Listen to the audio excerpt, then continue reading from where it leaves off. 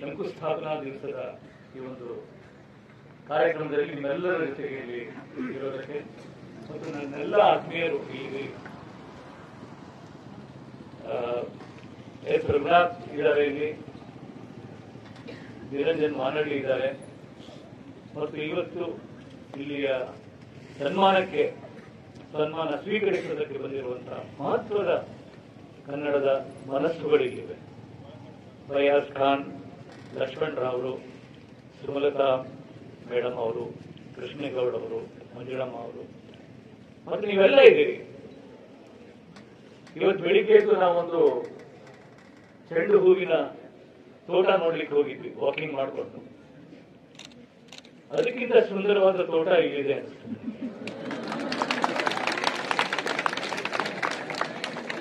Really ನಾನು ಯಾವ ಉತ್ಪ್ರೇಕ್ಷೆ ಮಾಡ್ತಾ ಇಲ್ಲ, ಕವಿ ಅಂತ ಹೇಳ್ತಾ ಇಲ್ಲ. ಪ್ರತಿಯೊಂದು ಮುಖನೂ ಒಂದು ಹೂ ತರ ಇದೆ ಇಲ್ಲಿ. ಬರೀ ಹೆಣ್ಮಕ್ಳ ಬಗ್ಗೆ ಹೇಳ್ತಾ ಇಲ್ಲ, ಗಂಡು ಮಕ್ಕಳ ಮುಖನೂ ಹೂವೇ. ಅಂದ್ರೆ ಅರಳ್ತಾ ಇರೋದು, ಬೆಳಕಿನ ಕಡೆ ಇರೋದು, ಏನೋ ಹೊಸ್ತರ ಬಗ್ಗೆ ಒಂದು ಕಾತರ, ಏನೋ ಹೊಸದೇನೋ ಒಂದು ಇದೆ, ನಮ್ಗೆ ಗೊತ್ತಿಲ್ದಿರೋದೇನೋ ಒಂದು ಇದೆ, ನಮ್ಗೆ ಸಿಗ್ಬೇಕಾಗಿರೋದೇನೋ ಇದೆ ಬದುಕಲ್ಲಿ, ನಮ್ಗೆ ಗೊತ್ತಿಲ್ದಿರೋದೇನೋ ಒಂದು ನಾಳೆ ಇದೆ. ಅದೇ ಬದುಕಲ್ವಾ? What is the most beautiful thing about life is the unknown tomorrow. ನಮ್ಗೆ ಗೊತ್ತಿಲ್ದಿರೋ ನಾಳೆ ಇದೆಯಲ್ಲ, it is the most enigmatic thing about life. ಒಬ್ಬ ಆಸ್ಪತ್ರೆಯಲ್ಲಿ ಮಲಗಿರೋ ಒಬ್ಬ ರೋಗಿಯ ಮುಖದಲ್ಲೂ ಕೂಡ ಚೆನ್ನಾಗಾಗ್ತೀರಾ ಅಂತ ಡಾಕ್ಟರ್ ಹೇಳಿ ಹೋಗ್ತಾನಲ್ಲ, ಚೆನ್ನಾಗಿದ್ದೀರಾ, ಒಬ್ಬ ನರ್ಸ್ ಹೇಳಿ ಹೋಗ್ತಾರಲ್ಲ, ಆ ಪೇಷಂಟ್ ತುಂಬಾ ಚೆನ್ನಾಗಾಗ್ತೀರಾ ನೀವು, ನಾಳೆ ಡಿಸ್ಚಾರ್ಜ್, ನೆಕ್ಸ್ಟ್ ವೀಕ್ ಆ ಸಲೈನ್ ಪೈಪ್ ತೆಗಿತಿರ್ತಾಳಲ್ಲ, ಅದೊಂದು ಇದೆಯಲ್ಲ, ನಾಳೆ ಚೆನ್ನಾಗಿ ಆಗುತ್ತೆ ಅನ್ನೋದು, ಆ ಒಂದು ಪ್ರತೀಕ್ಷೆ, ಅದು ಬದುಕು, ಅದು ಲೈಫ್. ಅದಿದೆಯಲ್ಲ, ಆ ಲೈಫಿಗಾಗಿ ನಮ್ಮೆಲ್ಲರ ಯಾನ, ಸಹಯಾನ ಒಟ್ಟಿಗಿರೋದು. ಈ ಶಿಕ್ಷಣ, ಕಲೆ, ಬದುಕು, ಯೂನಿವರ್ಸಿಟಿ, ಉತ್ತರೋತ್ತರ ಅಂದ್ರೆ ಏನದು? ನಿರಂತರವಾದದ್ದು. ಅದೆಲ್ಲ ನಮ್ಮೆಲ್ಲರ ಸಹಯಾನದ ಒಂದು ಲ್ಯಾಂಪ್, ಅದು ಗ್ರೀನ್ ಸಿಗ್ನಲ್. ಅದಕ್ಕಾಗಿ ನನಗೆ ಈ ಒಂದು ಯೂನಿವರ್ಸಿಟಿಯ ಒಂದು ಕಾರ್ಯಕ್ರಮದಲ್ಲಿ, ಅದರ ಶಂಕುಸ್ಥಾಪನಾ ದಿವಸದಲ್ಲಿ ಬಂದು 4 ಮಾತನ್ನ ನಿಮ್ಮೆಲ್ಲರೊಂದಿಗೆ ಹಂಚಿಕೊಳ್ಳೋದಕ್ಕೆ ತುಂಬಾ ಖುಷಿ ಆಗ್ತಾ ಇದೆ. ಆಮೇಲೆ ನಮ್ಮಲ್ಲಿ ಅನ್ಕೊಂಡ್ಬಿಡ್ತೀವಿ ನಾವು, ಕಲೆ ಸಾಹಿತ್ಯ ಬೇರೆ, ವಿಜ್ಞಾನ ಮತ್ತು ಕಲೆ ಬೇರೆ. ಹಾಗೇನಿಲ್ಲ, ಎಲ್ಲ ಒಂದೇ. ಇಲ್ಲಿದ್ರೆ ಅವ್ರು ಯಾಕೆ ಇಲ್ಲಿ ಹಾಡ್ಬೇಕಿತ್ತು ಇವತ್ತು ಅಲ್ವಾ? ಬೇರೆ ಯಾವ್ದೋ ಡಿಪಾರ್ಟ್ಮೆಂಟ್, ಅಡ್ಮಿನಿಸ್ಟ್ರೇಟಿವ್ ಡಿಪಾರ್ಟ್ಮೆಂಟ್ ಅವ್ರು ಯಾಕೆ ಹಾಡ್ಬೇಕಿತ್ತು? ನನ್ಗೆ ಎಷ್ಟೋ ಜನ ಹೇಳ್ತಾರೆ, ನೀವು ಬಯೋಕೆಮಿಸ್ಟ್ರು ಮತ್ತೆ ನೀವು ಸಾಹಿತ್ಯಕ್ಕೆ ಯಾಕೆ ಬಂದ್ರಿ ಅಂತ ಕೇಳ್ತಾರೆ ಕೆಲವರು. ಹಾಗಲ್ಲ, science is an art, art is A science. ಯಾವಾಗಲೂ ಹಾಗೆ, ಎರಡು ಒಂದೇ, ಮೈಂಡ್ ಸೇಮ್. ಅದೆರಡು ಬೇರೆ ಬೇರೆ ಅಂತ ನಾವು ತಿಳ್ಕೊಂಡ್ಬಿಟ್ಟಿದ್ದೀವಿ, ತಪ್ಪು. ಕುವೆಂಪು ಅವರಿಗೆ ಸೈನ್ಸ್ ಅಲ್ಲಿ ಆಸಕ್ತಿ ಇತ್ತು, ಬೇಂದ್ರೆ ಅವರಿಗೆ ಸೈನ್ಸ್ ಅಲ್ಲಿ ಆಸಕ್ತಿ ಇತ್ತು, ಎಸ್ ನಿಸಾರ್ ಅಹಮದ್ ಜಿಯಾಲಜಿಸ್ಟ್ ಆಗಿದ್ರು, ಕೃಷ್ಣಾನಂದ ಕಾಮತ್ ಎಂಟಮಲಾಜಿಸ್ಟ್ ಆಗಿದ್ರು, ಕನ್ನಡದ ಖ್ಯಾತ ನಾವೆಲಿಸ್ಟ್ ಯಶವಂತ್ ಚಿತ್ತಾಲ್ ಅವರು ಪಾಲಿಮರ್ ಟೆಕ್ನಾಲಜಿಸ್ಟ್ ಆಗಿದ್ರು. ಎಷ್ಟು ಜನ ಬೇಕು ನಿಮ್ಗೆ? ಎಲ್ಲರೂ ಸೈನ್ಸ್ ನಲ್ಲಿ ಅತೀವ ಆಸಕ್ತಿ ಇದ್ದವ್ರೆ. ಸೊ ಇದು ನಾವು ಏನ್ ಕಲಿತೀವೋ ಅದು ಬೇರೆ, ಅಲ್ಟಿಮೇಟ್ಲಿ ಜೀವನದಲ್ಲಿ ಪ್ರೀತಿ ಇರಬೇಕು, ಜೀವನದಲ್ಲಿ ಆಸಕ್ತಿ ಇರಬೇಕು, ಮನುಷ್ಯ ಲೋಕದಲ್ಲಿ ಪ್ರೀತಿ ಇರಬೇಕು. ಶಿಕ್ಷಣ ಅನ್ನೋದು, ನೀವು ಫಿಸಿಕ್ಸ್ ತಗೊಂಡಿರ್ಬೋದು, ಕೆಮಿಸ್ಟ್ರಿ ತಗೊಂಡಿರ್ಬೋದು, ಮತ್ತೆ ಅದು ಬಿಸ್ನೆಸ್ ಮ್ಯಾನೇಜ್ಮೆಂಟ್ ತಗೊಂಡಿರ್ಬೋದು, ಅವೆಲ್ಲ ಒಂದು ಬೇಸಿಕ್ ಎಜುಕೇಶನ್ ಕೊಡುತ್ತೆ ನಿಮ್ಗೆ.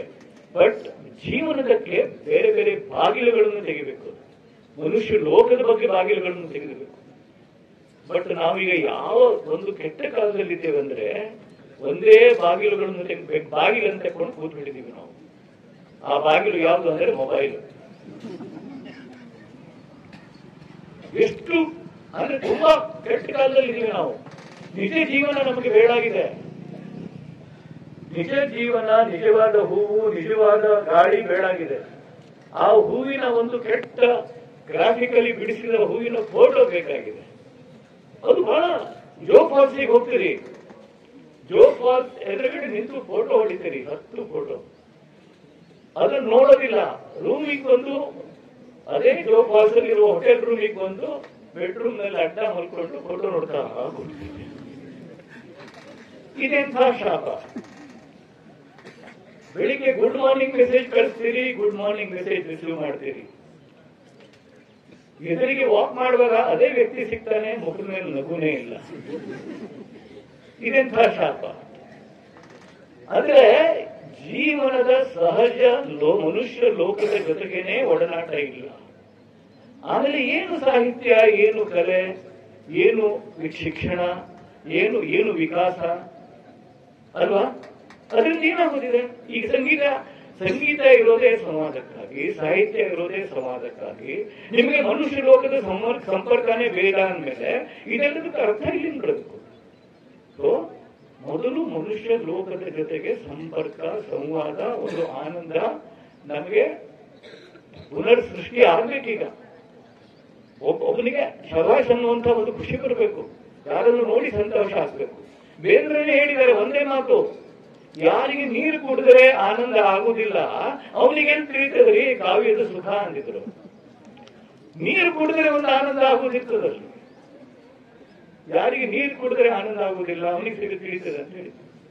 ಅಲ್ಲ ಯಾಕೆ ಹೇಳಿದೆ ಅಂತಂದ್ರೆ, ನಾವೀಗ ಮನುಷ್ಯನ ಸಹವಾಸದ ಸುಖದಿಂದನೇ ವಂಚಿತರಾದಂತಹ ಕಾಲದಲ್ಲಿದ್ದೀವಿ. ಹೀಗಾಗಿ ಕಲೆ ಬಗ್ಗೆ, ಶಿಕ್ಷಣದ ಬಗ್ಗೆ ಯಾರು ಕೇಳಿದ್ರು ಅದರಿಂದ ಏನ್ ಸಿಗ್ತದೆ? ಅದರಿಂದ ಬೇರೆ ಸಿಗುವುದೇನಿರುವುದಿಲ್ಲಪ್ಪ, ಅದೇ ಸಿಗ್ತದೆ. ನೋಡಿ ಎಂತೆಂಥವ್ರು ಇದ್ದಾರೆ, they are all roll models. ಇಡೀ ಜೀವನ ಅವರು ಅದಕ್ಕೆ ಹೇಗಿದ್ದಾರೆ. ಫಯಾಜ್ ಖಾನ್ ಇಡೀ ಜೀವನ, ಅವರಿಗೆ ಆರೋಗ್ಯದ ಪ್ರಾಬ್ಲಮ್ ಆಯಿತು.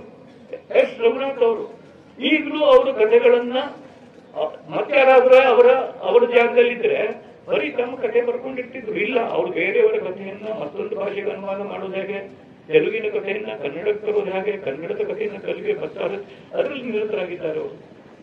ಯಾಕೆ ಮಾಡಬೇಕು ಅವರು? ಈಗಲೂ ಬೆಳಿಗ್ಗೆ ಎದ್ದು ರಿಯಾಜ್ ಮಾಡ್ತಾರೆ. ಯಾಕೆ ಮಾಡಬೇಕು ಸಂಗೀತಗಾರರು? ಅಂದ್ರೆ ಅದು ಬರೀ ಅದರಿಂದ ಏನ್ ಸಿಗ್ತದೆ ಅಲ್ಲ, ಪ್ರತಿಫಲ ಏನು ಅಂತ ಇಲ್ಲ. ಹೀಗಾಗಿ ಅವರೆಲ್ಲ ಇವ್ರು ಯಾಕೆ ಒಂದು ಯೂನಿವರ್ಸಿಟಿ ಜನರನ್ನು ತಂದು ಸನ್ಮಾನ ಮಾಡ್ತದೆ ಅಂತಂದ್ರೆ 4 ಜನರನ್ನ. B.R. ಲಕ್ಷ್ಮಣ್ ರಾವ್. ನನಗೆ B.R. ಲಕ್ಷ್ಮಣ್ ರಾವ್ ಅಂದ ತಕ್ಷಣ ಬರುವುದು ಮಾರುತಿ ಸ್ಟುಡಿಯೋ. ಯಾಕಂದ್ರೆ ನನಗೆ ಕೋಲಾರ್ ಅಂದ ತಕ್ಷಣ ಯಾವಾಗ್ಲೂ ಎರಡೇ, ಕೋಲಾರ್ ಚಿನ್ನದ ಗಣಿ. ನಮಗೆ KGF ಬರುದಿಲ್ರಿ ಸಿನಿಮಾ ಮನಸ್ಸಿಗೆ, ಯಾಕಂದ್ರೆ ಅದೆಲ್ಲ ಈಚಿಂದು. ನಮ್ಗೆ 50 ವರ್ಷದ ಹಿಂದೆ ಕೋಲಾರ್ ಅಂದ್ರೆ ಚಿನ್ನದ ಗಣಿ ನಾವು ಟೆಕ್ಸ್ಟ್ ಬುಕ್ ನಲ್ಲಿ ಓದಿದ್ದು. ಮತ್ತೆ B.R. ಲಕ್ಷ್ಮಣ್ ರಾವ್ನ ಕವಿತೆ ಜೊತೆಗೆ ಅವನ ವಿಳಾಸ ಬರ್ತಿತ್ತು. B.R. ಲಕ್ಷ್ಮಣ್ ರಾವ್, ಮಾರುತಿ ಸ್ಟುಡಿಯೋ, ಚಿಂತಾಮಣಿ, ಕೋಲಾರ. ಯಾಕಂದ್ರೆ ಅವರ ತಂದೆಯ ಸ್ಟುಡಿಯೋ ಇತ್ತು. ಒಂದಕ್ಕಿಂತ ಒಂದು ಅದ್ಭುತವಾದ ಕವಿತೆಗಳನ್ನು ಬರೆದಿದ್ದಂತಹ B.R. ಲಕ್ಷ್ಮಣ್ ರಾವ್ ಅಂತಹ ಕವಿ. ಕಳೆದ 50-60 ವರ್ಷಗಳಿಂದ ಕನ್ನಡ ಕಾವ್ಯವನ್ನು ಸಮೃದ್ಧಗೊಳಿಸಿದಂತಹ ಹಿರಿಯ ಕವಿ. ಸೊ ಇವರು ನಮ್ಮ ರೋಲ್ ಮಾಡೆಲ್ಗಳು. ಅವರಿಗೆ ಸನ್ಮಾನ ಮಾಡಿರೋದ್ರಿಂದ ಅವರಿಗೇನೂ ಇಲ್ಲ, ಅವರಿಗೇನೂ ಅಲ್ಲ. ಆದ್ರೆ ಅವರು ನಿಮಗೆ ರೋಲ್ ಮಾಡೆಲ್ ಆಗ್ಬೇಕು. They are the role models for you. ಅವರಿಗೇನು, ಅವರು ಒಂದು ಒಳ್ಳೆ ಮಾತು ಹೇಳಿದ್ರು. ಯಾರು ಅಂದ್ರೆ ನಿರಂಜನ್ ವಾನಳ್ಳಿ ಹೇಳಿದ್ರು, ಇದೊಂದು ಸಣ್ಣ, ಅಷ್ಟು ದೊಡ್ಡ ಮನುಷ್ಯರು, ಇದು ಸಣ್ಣ.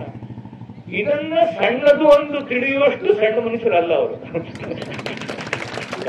ಸಿಂಪಲ್. ಅವ್ರು ಎಷ್ಟು ದೊಡ್ಡ ಮನುಷ್ಯರು ಅಂದ್ರೆ ಯಾವುದು ಸಣ್ಣದು ಅಂತ ತಿಳಿಯುವಂತವ್ರು ಅಲ್ವೇ ಅಲ್ಲ, ಅಷ್ಟು ದೊಡ್ಡ ಹೃದಯ. ಯಾಕಂದ್ರೆ ಅದು ಕಲೆ ಅಂದ್ರೆ ಆತರ. ನಮ್ಮ ತಂದೆ ಗೌರೀಶ್ ಕಾಯ್ಕಿಣಿಯವರು, ಅವರು ಗೋಕರ್ಣದಲ್ಲಿದ್ದವರು, ವಿಚಾರವಾದಿಗಳು, ಶಾಲಾ ಮಾಸ್ತರು, ಬಡ ಶಾಲಾ ಮಾಸ್ತರು. ಮನೆ ತನಕ ಸಣ್ಣ ಮನೆಯಲ್ಲಿದ್ರು, ಒಂದು ಸೈಕಲ್ಲೂ ಇರ್ಲಿಲ್ಲ ಅವ್ರ ಹತ್ರ. ಅವ್ರನ್ನ ಒಂದು ಫಂಕ್ಷನ್ಗೆ ಕರೀಲಿಕ್ಕೆ ಯಾರೋ ಬಂದ್ರು, ಯಾವುದೋ ಫಂಕ್ಷನ್ಗೆ. ಅದನ್ನ ಯಾವತ್ತೂ ಮರೆಯೋದಿಲ್ಲ. ನಮ್ಮ ತಂದೆಯವರು ಇಲ್ಲ ಬರುದಿಲ್ಲಪ್ಪ ಅಂದ್ರು. ಆಗ ಬಂದವರು, ಸರ್ ಇದು ಜಿಲ್ಲಾ ಮಟ್ಟದ್ದು ಅಂದ್ರು. ಇದು ಜಿಲ್ಲಾ ಮಟ್ಟದ ಸಮ್ಮೇಳನ ಅಂದ್ರು. ನಮ್ಮ ತಂದೆಯವರು ಅಲ್ವಾ ಇಲ್ವಾ ಅಂತ ಕರೆದು, ಅಲ್ಲೊಂದು ಮರ ಇತ್ತು ಸಣ್ಣದು. ಈ ಮರ ಯಾವ ಮಟ್ಟದ್ದು ಅಂತ, ಈ ಮರ ಯಾವ ಮಟ್ಟದ್ದು? ಅವನ್ ಗಪ್ಪಾದ ಹೋದ. ಅಂದ್ರೆ ಈ ಮಟ್ಟ ಹಾಕೋ ಕೆಲಸ ಇದೆಯಲ್ಲ, ಇದು ಈ ಮಟ್ಟ ಆ ಮಟ್ಟ, ಅದು ನಾವೇ ಮಾಡಿಕೊಂಡಂತ ಒಂದು ಲಿಮಿಟೇಷನ್. ಆ ತರ ಇಲ್ಲ. ಒಂದು ಮರ, ಒಂದು ಗಿಡ, ಅದು ನೆಲದಲ್ಲಿ ಬೀರೋರಿ ಗಗನಕ್ಕೆ ಕೈ ಇತ್ತು, ಅದು ಬೆಳಕಿನ ಕಡೆ ಹೋಗ್ತದೆ. ಎಲ್ಲಿ ಬೆಳಕಿದೆ ಆ ಕಡೆ ಹೋಗ್ತದೆ. ಹಾಗೇನೆ ಪ್ರತಿಯೊಬ್ಬ ವ್ಯಕ್ತಿ ಬೆಳಕಿದ್ದ ಕಡೆ ಹೋಗ್ತಾನೆ. ಶಿಕ್ಷಣ ಅಂದರೆ ಅಷ್ಟೇ, ಬೆಳಕಿದ್ದ ಕಡೆಗೆ ಚಾಚಿಕೊಂಡು ಹೋಗುದು. ಹೀಗಾಗಿ ಒಂದು ವಿಶ್ವವಿದ್ಯಾಲಯ ನಿಮಗೆ ನಿಮ್ಮ ಮನಸ್ಸುಗಳನ್ನ ಬೆಳಕಿದ್ದ ಕಡೆ ಹೋಗಲಿಕ್ಕೆ ಬಾಗಿಲುಗಳನ್ನು ತೆಗೆದುಕೊಡುತ್ತದೆ. ಅದು ಬಹಳ ಮುಖ್ಯವಾದದ್ದು ಅಂತ ನನಗೆ ಅನಿಸ್ತದೆ. ಆಮೇಲೆ ಮೆಡಿಕಲ್ ಮತ್ತು ಇದು ಮೆಡಿಕಲ್ ಸೈನ್ಸ್ ಮತ್ತೆ ಲಿಟರೇಚರ್ ಎರಡೂ ಬೇರೆ ಅಲ್ಲ. ಅದನ್ನು ನನಗೆ ಯಶವಂತ್ ಚಿತ್ತಾರು ಹೇಳಿ. ನಾನು ಲೇಖಕನಾಗಿರೋದ್ರಿಂದ ನಾನು ಸಾಹಿತ್ಯದ ಬಗ್ಗೆನೇ ಜಾಸ್ತಿ ಮಾತಾಡ್ತೇನೆ, ಉಳಿದ ಬಗ್ಗೆ ಜಾಸ್ತಿ ಗೊತ್ತಿಲ್ಲ ನನಗೆ. ಮೆಡಿಕಲ್ ಸೈನ್ಸ್ ಮತ್ತು ಲಿಟರೇಚರ್ ಎರಡು ಮನುಷ್ಯನ ಬಗ್ಗೆನೇ ವಿಚಾರ ಮಾಡ್ತದೆ. ಯಾವುದು ಮನುಷ್ಯನಿಗೆ ಒಳ್ಳೆಯದೋ ಮನುಷ್ಯನ ಪಾಡಿನ ಬಗ್ಗೆ ವಿಚಾರ ಮಾಡ್ತದೆ. ಮನುಷ್ಯನ ಪಾಡು, ಮನುಷ್ಯನಿಗೆ ಯಾವುದು ಒಳ್ಳೆಯದು, ಮನುಷ್ಯನಿಗೆ ಏನು, ಮನುಷ್ಯನ ನೋವಿನ ಬಗ್ಗೆ ವಿಚಾರ ಮಾಡ್ತದೆ. ಮೆಡಿಕಲ್ ಸೈನ್ಸ್ ಹಾಗೇನೆ. ಹೀಗಾಗಿ ಅದರಲ್ಲಿ ಎರಡರಲ್ಲೂ ಅಂತ ಭೇದಗಳು ಯಾವುದೂ ಇಲ್ಲ. ಯಾವುದು ಮನುಷ್ಯನ ಒಳಿತಕ್ಕಾಗಿ ಒಳ್ಳೆಯದು ಅದರ ಬಗ್ಗೆ ವಿಚಾರ ಮಾಡ್ತೀವಿ. ಒಂದ್ಸಲ ನನಗೆ ಯಾವುದೋ ಒಂದು ಪ್ರೈಸ್ ಬಂದಿತ್ತು. ಆಗ ನಾನು ಯಶವಂತ್ ಚಿತ್ತಾರರನ್ನು ಭೇಟಿಯಾಗಿದ್ದೆ. ಅವರು ಮೊದಲು ನನಗೆ ಹೇಳಿದ್ದು, ನೋಡು ಜಯಂತ, ಪ್ರೈಸ್ ಬಂದಿದ್ದು ನಿನ್ನ ಕಥೆಗೆ, ನಿನಗಲ್ಲ ಅಂತ ಹೇಳಿದ್ರು. ನನಗೆ ಅದು ಬಹಳ ಇಂಟ್ರೆಸ್ಟ್ ಅನ್ಸಿತ್ತು. ಪ್ರೈಸ್ ಬಂದಿದ್ದು ನಿನ್ನ ಪುಸ್ತಕಕ್ಕೆ, ನಿನಗಲ್ಲ ಅಂತ ಹೇಳಿದ್ರು. ಅಂದ್ರೆ ನಮ್ಮ ಕೃತಿ ನಮ್ಮನ್ನು ಮೀರಿ ಬಂದಿರುತ್ತದೆ. ಅದು ಬರೀ ನಮ್ಮದಾಗಿರುವುದಿಲ್ಲ. ಅದು ಭಾಷೆ, ನಮ್ಮ ಭಾಷೆ ಅನ್ನೋದು ಸಮಾಜಕ್ಕೆ ಸೇರಿದ್ದು, ಎಲ್ಲ ಜನರಿಂದ ಬಂದಿದ್ದು. ಅಂದ್ರೆ ಇಟ್ಸ್ ಎ ಕಲೆಕ್ಟಿವ್ ಪ್ರಾಡಕ್ಟ್. ಕೇವಲ ನಂದು ಅಂತ ಹೇಳಿದ್ರೆ ಬಹಳ ಸಣ್ಣ ಬುದ್ಧಿ ಆಗಬಹುದು. ಈ ರೀತಿಯ ವಿಚಾರವನ್ನು ಮಾಡಿದ ಜನರಿಂದ ಉಂಟಾದ ಒಂದು ಪ್ರಾಡಕ್ಟ್ಗಳು ನಾವೆಲ್ಲ. ಇದು ಒಂದು ಕುಟುಂಬ, ನಾನಾ ಜನರು ಇರುವಂತಹ ಒಂದು ಕುಟುಂಬ ಇದು. ಕೌದಿ ಅಂತ ಮಾಡ್ತಿದ್ರು ನಮ್ಮ ಅಜ್ಜಿಯರು, ನಮ್ಮ ದೊಡ್ಡಮ್ಮಂದಿರು. ನಮ್ಮ ಮನೆಯಲ್ಲಿರುವ ಹಳೆ ಶರ್ಟು, ಹಳೆ ಪ್ಯಾಂಟು, ಹಳೆ ಸೀರೆಗಳ ಚಿಂದಿಗಳಿಂದ ಕೌದಿ ಹೊಲಿತಿದ್ರು ಹೊಸ ಮಕ್ಕಳಿಗೆ ಮಲಗಲಿಕ್ಕೆ. ಅದು ಮೃದುವಾಗಿರ್ತಿತ್ತು. ಸಾಹಿತ್ಯ ಅಂದ್ರೆ ಅದೇ ರೀತಿ ಬೇರೆ ಬೇರೆ ಅನುಭವಗಳಿಂದ ಮಾಡಿದ ಒಂದು ಕೌದಿ. ಅದನ್ನ ಹೊತ್ತುಕೊಳ್ರೆ ಬೆಚ್ಚಗಿರ್ತದೆ. ನಾನಾ ಅನುಭವಗಳು, ನನ್ನ ಅನುಭವ, ಅವರ ಅನುಭವ, ಇವರ ಅನುಭವ. ನಮ್ಮ ಸಮಾಜ ಕೂಡ ಹಾಗೆ, ನಾನಾ ರೀತಿಯ ಜನರು ಸೇರಿ, ನಾನಾ ರೀತಿಯ ಅನುಭವಗಳ ಎಳೆಗಳು ಸೇರಿ ಮಾಡಿದ ಒಂದು ಕೌದಿ ತರ. ಅದು ಒಬ್ಬರದೇ ಅಲ್ಲ, ನಮ್ಮೊಬ್ಬರದೇ ಅಲ್ಲಪ್ಪ, ನನ್ನೇ ಕಥೆ ಅಲ್ಲ. ನನ್ನ ಕಥೆಯಲ್ಲಿ ನೂರಾರು ಜನ ಬರ್ತಾರೆ. ನಾನು ಇವತ್ತು ಒಂದು ಕಥೆ ಬರೆದಿರ್ಬೋದು, ಅದರಲ್ಲಿ ನನ್ನ ಬಾಲ್ಯದ ಯಾವುದೋ ಅನುಭವ ಬಂದಿರ್ತದೆ, ಮತ್ತಾರು ಹೇಳಿದ್ದು ಒಂದು ಅನುಭವ ಬಂದಿರ್ತದೆ. ಅದು ಬಹಳ ಇಂಪಾರ್ಟೆಂಟು. ಈಗ ಸಿನಿಮಾ ನಮಗೆ ಯಾಕೆ ಇಷ್ಟ? ಯಾಕಂದ್ರೆ ನಾವೆಲ್ಲ ಸೇರಿ ಅದನ್ನು ನೋಡ್ತಿರ್ತೀವಿ. ಎಲ್ಲ ಸೇರಿದಾಗ ನಾವು ಒಂದಾಗಿರ್ತೀವಿ. ನನಗೆ ಈ ಸಿನಿಮಾ ಬಗ್ಗೆ ನಂದು ಒಂದು ಮಾತಿದೆ, ನಿಮ್ಗೆಲ್ಲ ಗೊತ್ತಿರಬಹುದು. ಅದು ದೀವಾರ್ ಅಂತ ಒಂದು ಫಿಲ್ಮ್ ಇತ್ತು, ಬಹಳ ಜನ ನಮ್ಮ ಕಾಲದವರಿಗೆ ಬಹಳ ಇಷ್ಟ. ಅದು ದೀವಾರ್. ಅದರಲ್ಲಿ ಅಮಿತಾಬ್ ಬಚ್ಚನ್ ಮತ್ತು ಶಶಿ ಕಪೂರ್ ನಡುವೆ ಒಂದು ಡೈಲಾಗ್ ಇದೆ. ಶಶಿ ಕಪೂರ್ ಪೊಲೀಸ್ ಇನ್ಸ್ಪೆಕ್ಟರ್ ಇರ್ತಾನೆ, ಆಮೇಲೆ ಅಮಿತಾಬ್ ಬಚ್ಚನ್ ಸ್ಮಗ್ಲರ್ ಇರ್ತಾನೆ. ಆಮೇಲೆ ಶಶಿ ಕಪೂರ್ ಹೇಳ್ತಾನೆ, ಅಮಿತಾಬ್ ಬಚ್ಚನ್ ಶಶಿ ಕಪೂರ್ ಹೇಳ್ತಾನೆ, ಮೇರೆ ಪಾಸ್ ಬಂಗ್ಲಾ ಹೈ, ಮೇರೆ ಪಾಸ್ ಬ್ಯಾಂಕ್ ಬ್ಯಾಲೆನ್ಸ್ ಹೈ, ಮೇರೆ ಪಾಸ್ ಗಾಡಿ ಹೈ, ತುಮಾರೆ ಪಾಸ್ ಕ್ಯಾ ಹೈ ಅಂತಾನೆ. ಆಗ ಅವನು ಹೇಳ್ತಾನೆ, ಮೇರೆ ಪಾಸ್ ಮಾ ಹೈ. ಆಗ ನಾವೆಲ್ಲ ಚಪ್ಪಾಳೆ ಹೊಡೆದಿದ್ವಿ.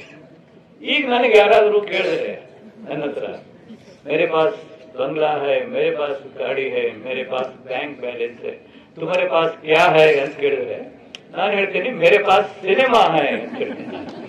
ಅಂದ್ರೆ ಸಿನಿಮಾ ಅನ್ನೋದು ಒಂದು ಕಲೆಕ್ಟಿವ್ ಎಕ್ಸ್ಪೀರಿಯನ್ಸ್. ಆ ಸಿನಿಮಾ ನಾನಾ ಕಲೆಗಳಿಂದ ಆದದ್ದು. ಅದರಲ್ಲಿ ಸಾಹಿತ್ಯ ಇದೆ, ಅದರಲ್ಲಿ ಸಂಗೀತ ಇದೆ, ಅದರಲ್ಲಿ ಅದರಲ್ಲಿ ನಾಟಕ ಇದೆ, ಅದರಲ್ಲಿ ವಿಜುವಲ್ ಆರ್ಟ್ ಇದೆ, ಮತ್ತು ಇದೆಲ್ಲವೂ ಬೆರೆತಂತ ಬೇರೆದೇ ಆದಂತಹ ಒಂದು ಮ್ಯಾಜಿಕ್ ಇದೆ.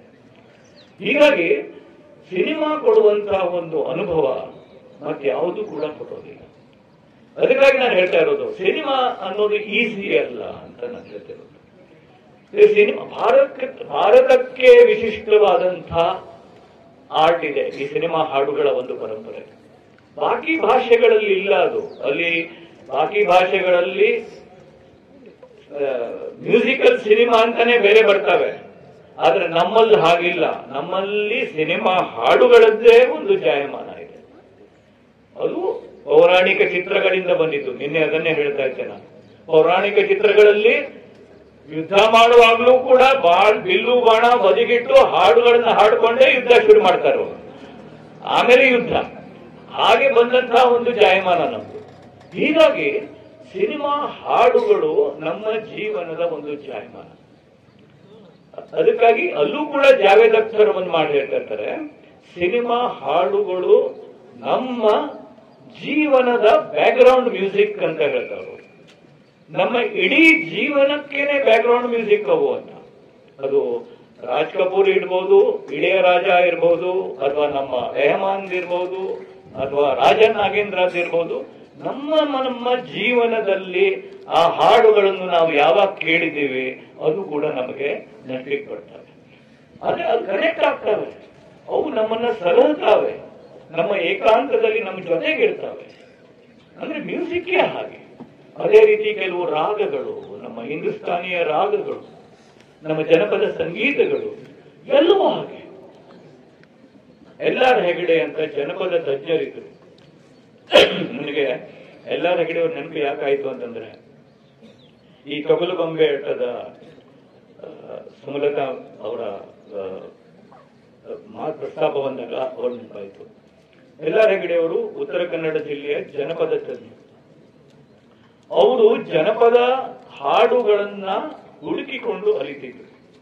ಹಳ್ಳಿಗೆ ಹೋಗಿ, ಇಲ್ಲಿ ಹಾಗೆ ಹಗರಿಬೊಮ್ಮನಹಳ್ಳಿಗೆ ಅಲ್ಲಿ ಇಲ್ಲಿ ಹೋಗಿ ಜನಪದ ಹಾಡುಗಳನ್ನ ಹೆಕ್ತಿದ್ರು, ಜನಗಳು ಕಲೆ ಹಾಕ್ತಿದ್ರು. ಹಾಗೆ ಅವರು ಹಾಲಕ್ಕಿ ಸಮುದಾಯದ ಜನಪದ ಹಾಡುಗಳನ್ನ ಕಲೆ ಹಾಕ್ತಿದ್ರು. ಆದ್ರೆ ಆ ಕಾಲದಲ್ಲಿ ಪ್ರೊಫೆಸರ್ಗಳಿಗೆ ಸ್ಯಾಲರಿ ಬಹಳ ಕಡಿಮೆ ಇತ್ತು. ಸೊ ಇವರಿಗೆ, ಯಾಕಂದ್ರೆ ಅಲ್ಲೊಂದು ರೂಪಕ ಇದೆ, ಆ ರೂಪಕಕ್ಕಾಗಿ ನಾನು ಇದನ್ನು ಹೇಳ್ತೀನಿ. ಅವರು ಬಡವರ ಮನೆಗೆ ಹೋಗಿ, ಬಡವರಿಗೆ ಮೊದಲೇ ಊಟಕ್ಕೆ ಗತಿ ಇಲ್ಲ, ಅವರು ಜನಪದ ಹಾಡುಗಳನ್ನ ಇವರು ಕಲೆಕ್ಟ್ ಮಾಡೋದು. ಅವರಿಗೆ ಗಿಲ್ಟಿ ಅನ್ನಿಸ್ತಿತ್ತು, ಈ ಬಡವರ ಹತ್ರ ನಾನು ಹಾಡುಗಳನ್ನು ಕಲೆಕ್ಟ್ ಮಾಡಿ ನಾನು PhD ಮಾಡ್ತೇನೆ, ಅವ್ರಿಗೆ ಏನ್ ಕೊಡೋದು ನಾನು ವಾಪಸ್ಸು ಅಂತ. ಅವರು ಹೋಮಿಯೋಪತಿ ಕಲ್ತರು. ಹೋಮಿಯೋಪತಿ ಕಲ್ತು ಇವರು ಅವ್ರಿಗೆ ಟ್ರೀಟ್ಮೆಂಟ್ ಮಾಡೋದು. ಅವ್ರು ಹೋದಾಗೆಲ್ಲ ಅವ್ರ ಮನೆಯಲ್ಲಿ ಯಾರಿಗಾದ್ರೂ ಹುಷಾರಿಲ್ದಿದ್ರೆ ಅವ್ರಿಗೆ ಔಷಧಿ ಕೊಡೋದು, ಟ್ರೀಟ್ಮೆಂಟ್ ಕೊಡೋದು. ಆಮೇಲೆ ಹೋದಾಗ ಯಾರಿಗಾದ್ರೂ ಹುಷಾರಿಲ್ದಿದ್ರೆ ಟ್ರೀಟ್ಮೆಂಟ್ ಕೊಡೋದು, ಅವ್ರು ಬಂದು ಅವ್ರ ಹಾಡುಗಳನ್ನು ಹೇಳೋದು. ಇದು ಯಾವ ಲೆವೆಲ್ಗೆ ಹೋಯ್ತು ಅಂತಂದ್ರೆ, ಆಮೇಲೆ ಇವ್ರ ಮನೆಗೆ ಜನ ಬರೋಕ್ ಶುರು ಮಾಡ್ಬಿಟ್ರು. ಸರ್, ನನಗೆ ಮೊನ್ನೆ ರಾತ್ರಿಯಿಂದ ಹೊಟ್ಟೆ ನೋವು, 2 ಹಾಡು ಹೇಳ್ತೇನೆ ಅಂತ.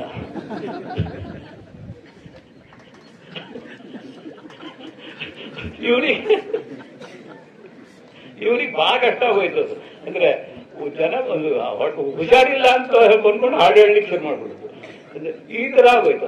ಆದ್ರೆ ಅದರಲ್ಲಿ ಒಂದು ರೀತಿಯ ನನ್ಗೆ ಅವರು ಆ ಹಾಡು ಅಂದ್ರೆ ಆ ಥೆರಪ್ಯೂಟಿಕ್ ವ್ಯಾಲ್ಯೂ, ನಾನು ಹೇಳೋದು ಅವರು ಚಿಕಿತ್ಸಕ ಗುಣ, ಕಲೆ ಮತ್ತು ಚಿಕಿತ್ಸಕ ಗುಣದ ಒಂದು ಅವಿನಾಭಾವವಾದಂತಹ ಸಂಬಂಧ. ಶಿಕ್ಷಣ ಮತ್ತು ಚಿಕಿತ್ಸಕ ಗುಣ. ನನಗೆ ಪಂಡಿತ್ ತಾರಾನಾಥರ ನೆನಪು ಅದೇ ಆಯ್ತು. ರಾಯಚೂರಿನಲ್ಲಿ ಅವಳದ್ದು ಒಂದು ಇದಿತ್ತು, ಒಂದು ಆಸ್ಪತ್ರೆ ಇತ್ತು. ಆ ಆಸ್ಪತ್ರೆಯಲ್ಲಿ ಅವರು ಸಂಗೀತವನ್ನು ಕಲಿಸ್ತಿದ್ರು. ಅಲ್ಲಿ ಒಬ್ಬನು ಏನು ಡಾಕ್ಟರ್ಗೆ ಕಲೀಲಿಕ್ಕೆ ಬಂದ. He wanted to be a doctor. ಅವರು ಅವನಿಗೆ ತಬಲಾ ಕಲೀಲಿಕ್ಕೆ ಹೇಳಿದ್ರಂತೆ. ಡಾಕ್ಟರ್ ಕಲೀಲಿಕ್ಕೆ ಬಂದವನಿಗೆ ತಬಲಾ ಕಲೀಲಿಕ್ಕೆ ಹೇಳಿದ್ರಂತೆ. ಅವನೇನು ಅನ್ಕೊಂಡ, ಇವ್ರಿಗೆ ಕಿವಿ ಸರಿ ಕೇಳುವುದಿಲ್ಲ ಅನ್ಕೊಂಡ. ಸರ್, ನಾನು ಡಾಕ್ಟರ್ಗೆ ಕಲೀಲಿಕ್ಕೆ ಬಂದೇನೆ ಏನಂತ ಗೊತ್ತಾದ್ ನನಗೆ. ತಬಲಾ ಕಲಿ ಅಂದ್ರೆ ಸೊ ತಬಲಾ ಕಲ್ತ. ಆಮೇಲೆ ಆಮೇಲೆ ಹೇಳಿದ್ರಂತೆ, ನೀನು ತಬಲಾ ಕಲ್ತ್ರೆ ನಿನ್ನ ಬೆರಳು ಸೂಕ್ಷ್ಮ ಆಗ್ತಾವೆ, ನಿನಗೆ ನಾಡಿ ಸರಿ ಹಿಡಿಲಿಕ್ಕೆ ಬರ್ತದೆ ಅಂತ ಹೇಳ್ತಾರೆ. ಅಂದ್ರೆ ಎಲ್ಲಿಂದೆಲ್ಲಿಗೆ ಕನೆಕ್ಷನ್.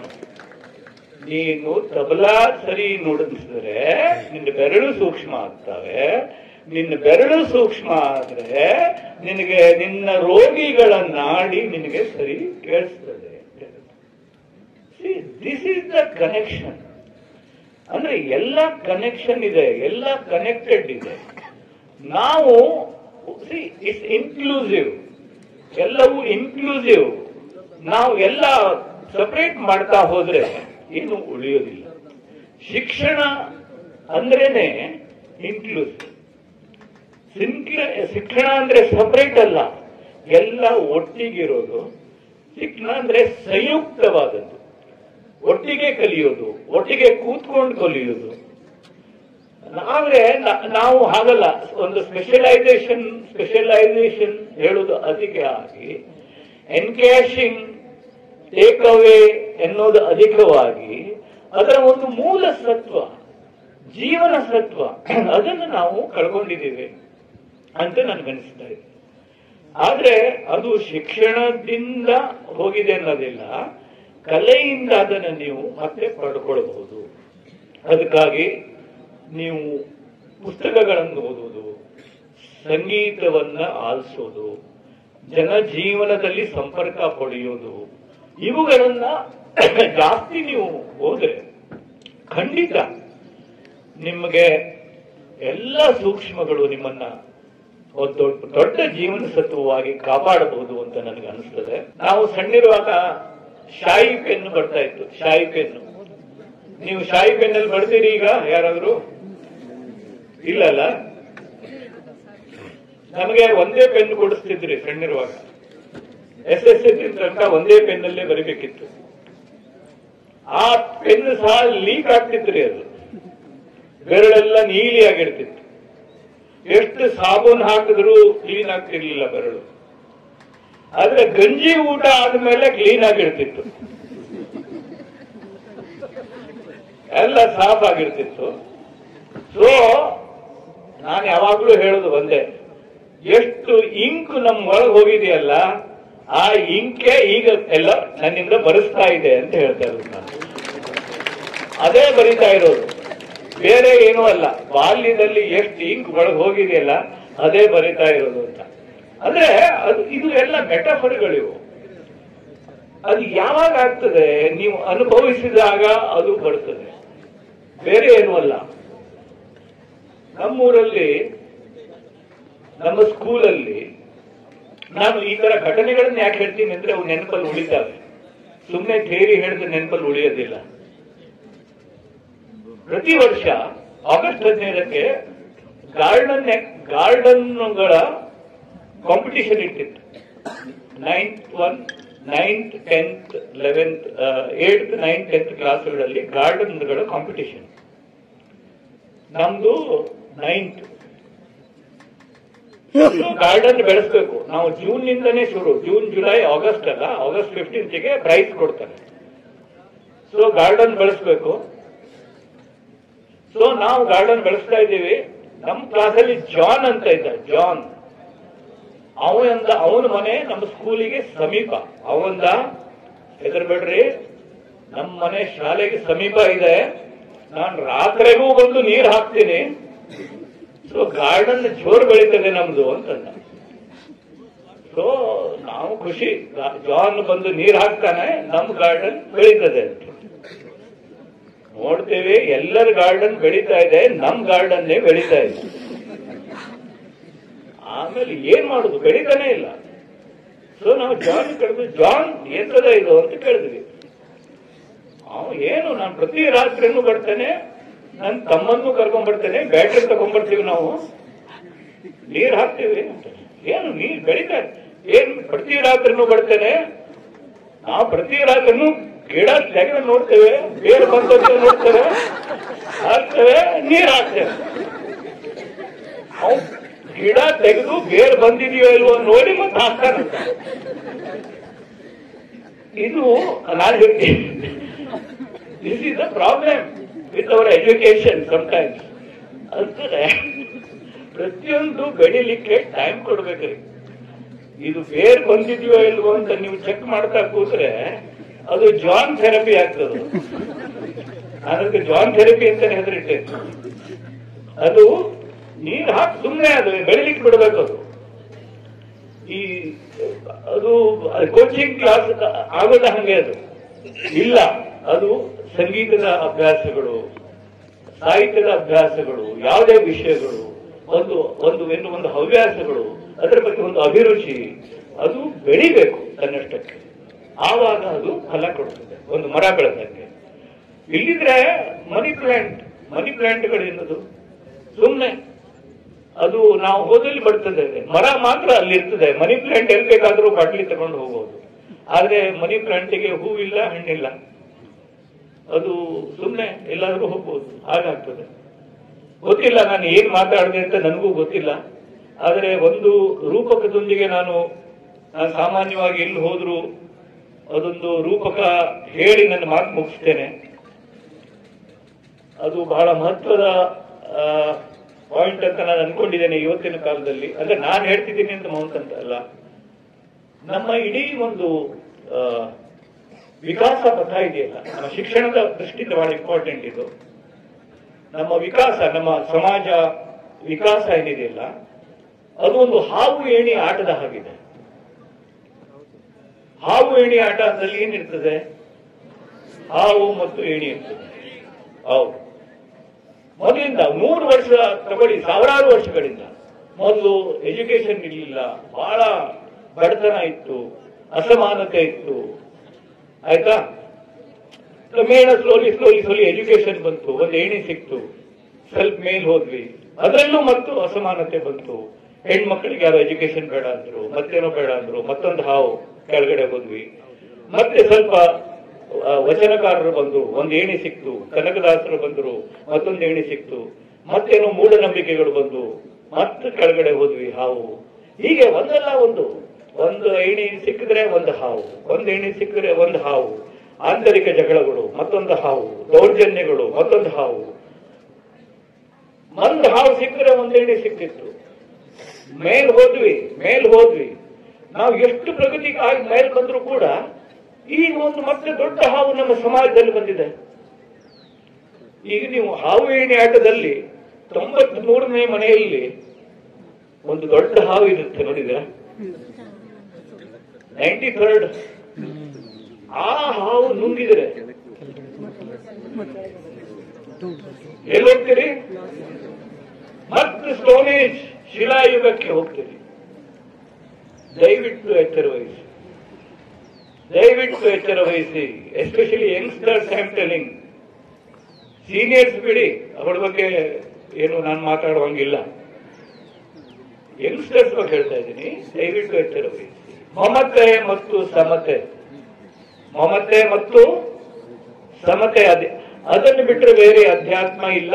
ಶಿಕ್ಷಣದ ಮೀನಿಂಗೇ ಮಮತೆ ಮತ್ತು ಸಮತೆ. ಅದನ್ನು ಬಿಟ್ಟು ಬೇರೆ ಯಾವುದು ಅಧ್ಯಾತ್ಮ ಅಲ್ಲ. ಶಿಕ್ಷಣ ಮೀನ್ಸ್ ದ್ಯಾಟ್. ಶಿಕ್ಷಣ ಇಸ್ ಮೆಂಟ್ ಫಾರ್ ದ್ಯಾಟ್. ಶಿಕ್ಷಣ is the biggest ladder towards that.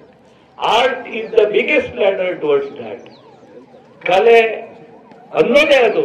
Fayaz ಖಾನ್ರು ಹಾಡುವಾಗ, Sachin Tendulkar bat ಮಾಡುವಾಗ, ಒಬ್ಬ ಆಪರೇಷನ್ ಥಿಯೇಟರ್ ನಲ್ಲಿ ಒಬ್ಬ ಡಾಕ್ಟರ್ ಒಂದು ಇಂಟೆಸ್ಟೈನ್ ಅನ್ನೋ ಒಂದು ಹಾರ್ಟ್ ಅನ್ನೋ ತೆಗೆದು ಆಪರೇಷನ್ ಮಾಡುವಾಗ, ಅದೊಂದು ಎನಾನಿಮಸ್ ಆದಂತಹ ಒಂದು ಜೀವ. ಅದು ಒಂದು ಸಬ್ಲೈಮ್ ಆದಂತಹ ಒಂದು ಜೀವ ಅದು.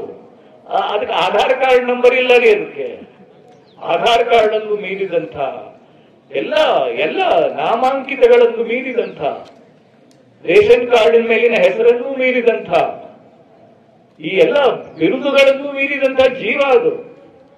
ಮತ್ತು ನಾವೆಲ್ಲರೂ ಆ ಜೀವಗಳೇ. ಒಂದು ಗುಡ್ಡದ ಮೇಲಿನ ನೋಡ್ರಿ, ಕಟ್ಟಡಗಳು ಕಾಣ್ತವೆ, ಮನುಷ್ಯರು ಕಾಣುವುದಿಲ್ಲ. ನೀವು ಈ ಗುಡ್ಡದ ಮೇಲೆ ನಿಂತು ನೋಡ್ರಿ, ಊರು ಕಾಣ್ತದೆ, ಮನುಷ್ಯರು ಕಾಣುವುದಿಲ್ಲ. ನಾವೆಲ್ಲರೂ ಬೆರೆತ ಒಂದು ಜೀವ. ಇಲ್ಲಿದ್ದೆಲ್ಲ ಪ್ರಾಣವಾಯುಗಳೆಲ್ಲ ಒಂದೇ. ಮನುಷ್ಯರು ಮಾಡ್ಕೊಂಡಿತ್ತು ನಾವು ಬೇರೆ, ಅವ್ರು ಬೇರೆ, ಇವ್ರು ಬೇರೆ, ನಾವು ಬೇರೆ ಅಂತ ಹೇಳಿ. ಕಾಮನ್ ಸೆನ್ಸ್ ಸಾಕು ಅದನ್ನ ಅರ್ಥ ಮಾಡ್ಕೊಳ್ಳೋದಕ್ಕೆ. ಮಮತೆ ಮತ್ತು ಸಮತೆ ಒಂದೇ ಸತ್ಯ, ಮತ್ತು ಅದೊಂದೇ ಅಧ್ಯಾತ್ಮ, ಮತ್ತು ಅದೇ ಶಿಕ್ಷಣ. ಸೊ ಕಲೆ, ಸಾಹಿತ್ಯ, ಸಂಸ್ಕೃತಿ ಅಂದ್ರೆ ಮಮತೆ ಮತ್ತು ಸಮತೆ, ಮತ್ತು ಶಿಕ್ಷಣ is the only thing, that is the real thing. So ವಿಶ್ವವಿದ್ಯಾಲಯಗಳು ನಿಮ್ಮನ್ನೆಲ್ಲ ಹತ್ರ ತಂದಿದ್ದು, ಹತ್ರ ತರೋದು ಆ ಒಂದು ಬಾಗಿಲುಗಳನ್ನು ತೆರೆಯೋದಕ್ಕೆ. ದಯವಿಟ್ಟು ಆ ದಿಶೆಯಲ್ಲಿ ನಿಮ್ಮ ಶಿಕ್ಷಣ ಮುನ್ನಡೆಸಲಿ. ಪ್ರೀತಿಯಿಂದ, ಅತಿ ಪ್ರೀತಿಯಿಂದ, ಮಮತೆಯಿಂದ ಬದುಕು ನಿಮ್ಮನ್ನ ಸ್ವೀಕರಿಸಲಿ. ಮತ್ತು ಬದುಕಿಗೆ ನಿಮ್ಮ ಕಣ್ಣು ಹೊಸದನ್ನು ಕೊಡಲಿ. ಎಕ್ಕುಂಡಿ ಅಂತ ಒಬ್ಬ ದೊಡ್ಡ ಕವಿಗಳಿದ್ರು. ಅವರೊಂದು ಕವಿತೆಯಲ್ಲಿ ಒಂದು ಹುಡುಗಿ ತೀರ್ಕೊಳ್ತಾಳೆ. ಆ ಹುಡುಗಿ ತೀರ್ಕೊಂಡಾಗ ಅವ್ರು ಹೇಗೆ ಬರೀತಾರೆ ಅಂದ್ರೆ, ಒಂದು ಸಣ್ಣ ಹುಡುಗಿ ತೀರ್ಕೊಳ್ತಾಗ ಒಬ್ಬ ಕವಿಗೆ ಅದು ಹೇಗೆ ಕಾಣ್ತದೆ ಅಂದ್ರೆ, 2 ಕಣ್ಣು ಕಳೆದುಕೊಂಡು ಲೋಕ ಸಣ್ಣದಾಯಿತು ಅಂತ. ಅಂದ್ರೆ ಲೋಕದ ಕಣ್ಣು ಎರಡು ಕಣ್ಣು ಹೋಯ್ತಂತೆ ಲೋಕದ್ದು. ಅಂದ್ರೆ ಇಲ್ಲಿರುವ ಪ್ರತಿಯೊಂದು ಕಣ್ಣುಗಳು ಲೋಕದ ಕಣ್ಣುಗಳು. ನಿಮ್ಮಲ್ಲಿರುವ every person is unique. Each one of you is unique. ಪ್ರತಿಯೊಬ್ಬರು ನೀವು ಯುನಿಕ್. ನಾನು ಯಾರು ಅಂತಲ್ಲ. ನೀವಿದ್ದರೆ, ನೀವು ಕಣ್ಣು ಮುಚ್ಚಿದ್ರೆ ಜಗತ್ತಿಲ್ಲ, ನೀವು ಕಣ್ಣು ತೆರೆದ್ರೆ ಜಗತ್ತಿದೆ.